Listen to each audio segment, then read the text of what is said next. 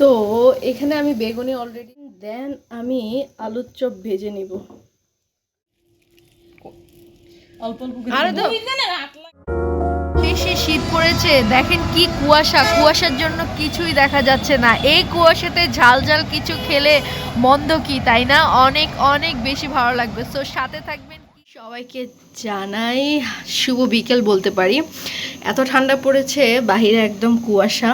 তো এই ঠান্ডার মধ্যে কেননা ঝাল ঝাল মুড়ি বা পেঁয়াজি, আলুর চপ, বেগুনি হলে কেমন হয়, তাই না?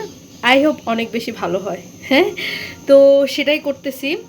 সব কিছু আমার ইনগ্রেডিয়েন্টস রেডি হয়ে গিয়েছে অ্যান্ড দেন ছোলা হচ্ছে। তো এখানে আমি বেগুনি অলরেডি দেওয়া স্টার্ট করে দিয়েছি। শীতের একদম কুয়াশার মধ্যে পিঠার পাশাপাশি এই জিনিসগুলো খেতেও দারুণ। কত ফুলকো ফুলকো বেগুনি হয়েছে আমার, দারুণ। শব্দ শুনবেন তো। আমি এখানে পেঁয়াজিগুলো বানিয়ে নিব এক এক করে, ছোট ছোট করে দিব।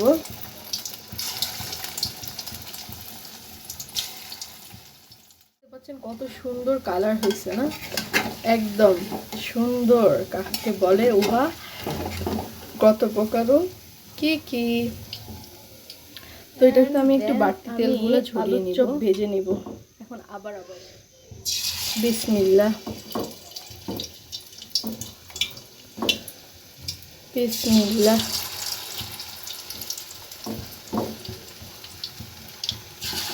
বিসমিল্লাহ, বিসমিল্লাহ।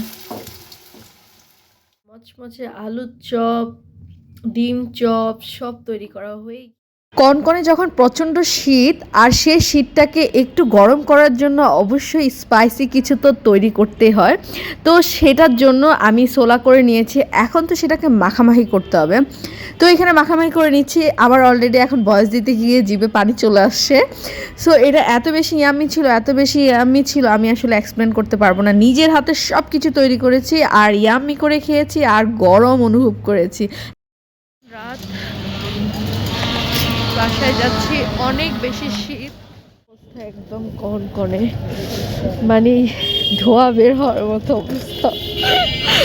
এত শীত, কি বলবো, পানি তো ধরাই যায় না, হাত কাটা যায় এরকম একটা শীতে। সবাই ভালো থাকবেন, প্লিজ লাইক কমেন্ট শেয়ার করবেন অ্যান্ড দোয়া করবেন। আল্লাহ।